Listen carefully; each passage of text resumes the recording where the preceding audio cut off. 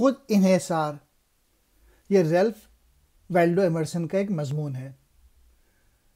English میں کہتے ہیں سیلف ریلائنس، کسی کو اپنی کوششوں اور صلاحیتوں پہ انحصار کرنا۔ وہ اس مضمون میں لکھتے ہیں کہ اپنی صلاحیتوں پہ بھروسہ کرنا چاہیے اور ان صلاحیتوں کو ڈیولپ کرنا چاہیے، بڑھانا چاہیے۔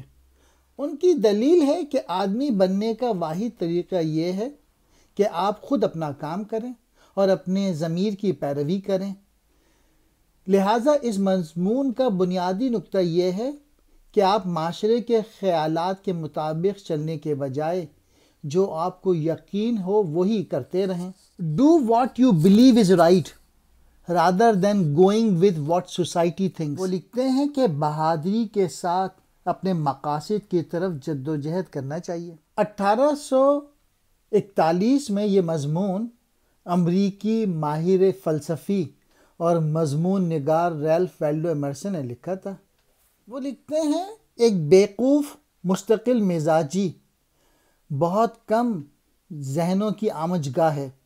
A foolish consistency is the hobgoblin of little mind۔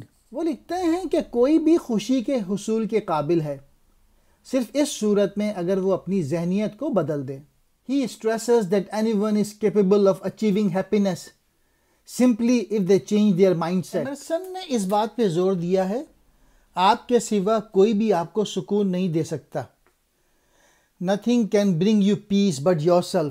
یہ کتاب میں نے اپنے بیٹے کے لیے خریدی کیونکہ مجھے یقین ہے کہ ہم اپنے بچے کو جو سب سے بڑا تحفہ دے سکتے ہیں وہ خود انحصاری ہے۔ چیلنجوں کا مقابلہ کریں، خود پر اعتماد کریں۔ ایمرسن کے بہت سارے کام اس بات پر مرکوز ہیں کہ لوگ معاشرے سے جو کچھ سیکھ چکے ہیں یا معاشرے کے اندر اہم افراد کے پیچھے چھپ جاتے ہیں۔ ان کا خیال تھا کہ یہ محض تقلید ہے۔ خود انحصاری رکھنے کی اہمیت یہ ہے کہ آپ خود مسائل حل کر سکتے ہیں اور فیصلے خود کر سکتے ہیں۔ اندرونی اعتماد، معاشرے میں جب ہم دوسروں کی طرف سے تعریفیں، تحسین اور یقین دہانی حاصل کرتے ہیں تو ہمیں خوشی محسوس ہوتی ہے۔ اگر یہ آئندہ ہمیں نہیں ملتی تو ہم غیر محفوظ یا کمزور محسوس کرتے ہیں۔ خوشی محسوس کرنے کے لیے چیزوں پر انحصار نہیں کرنا چاہیے۔ ایمرسن نے مادی چیزوں کے منفی اثرات کے بارے میں سختی سے منع کیا ہے۔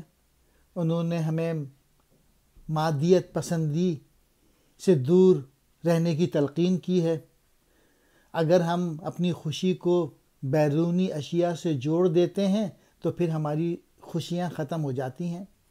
Emerson strongly argued about the negative potential of material possessions۔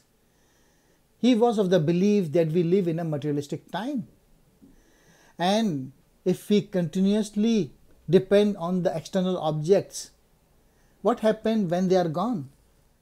وہ لکھتے ہیں زیادہ تر چیزوں کے بارے میں لوگوں کی پرواہ کرنا بالآخر غیر اہم ہے اور لوگوں پہ انحصار کرنا محض خود انحصاری کی ناکامی کا ثبوت ہے۔ Emerson concludes by saying that most of the things people care about are ultimately unimportant, and relying on them merely demonstrates a failure of self-reliance۔ وہ لکھتے ہیں کوئی سیاسی فتح مل گئی یا آپ بیماری سے بازیاب ہو گئے یا آپ کے غیر حاضر دوست کی واپسی ہو گئی یا کوئی اور سازگار واقعہ آپ کے حوصلے بلند کرتا ہے اور آپ کو لگتا ہے کہ اچھے دن آ رہے ہیں۔ اس پہ یقین نہیں کریں۔ وہ لکھتے ہیں آپ کے سوا کوئی بھی آپ کو سکون نہیں دے سکتا۔ وہ لکھتے ہیں سب سے اہم احساس کسی بھی فرد کو یہ ہے کہ وہ اپنے آپ کو دوسروں سے بالا تر ہو کے اپنے اوپر اعتماد کرے۔ To believe in your own thought, to believe that what is true for you in your private heart is true for all men, that is genius۔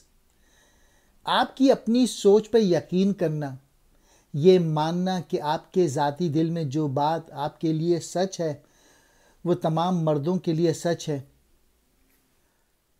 وہ لکھتے ہیں کہ افلاطون، موسیٰ علیہ السلام اور ملٹن جیسے افراد کو عزت کی نگاہ سے دیکھا جاتا ہے کیونکہ وہ ان باتوں کو سوچتے ہیں۔ وہ دوسری کتابوں یا روایت پہ بھروسہ نہیں کرتے۔ بدقسمتی سے آج بہت کم لوگ ایسا کرتے ہیں، یعنی آج کے لوگ جو ہیں وہ اپنی سوچ کو بغیر دیکھے مسترد کر دیتے ہیں۔ Emerson argues individuals like Moses, Plato and Milton are held in the highest regard because they spoke what they thought. The purpose of life is not to be happy, it is to be useful. زندگی کا مقصد خوش ہونا نہیں ہے، زندگی کا مقصد مفید ہونا ہے، قابل احترام ہونا ہے، ہمدردی رکھنا ہے اور اپنی زندگی سے فرق لے کے آنا ہے لوگوں کی زندگیوں میں۔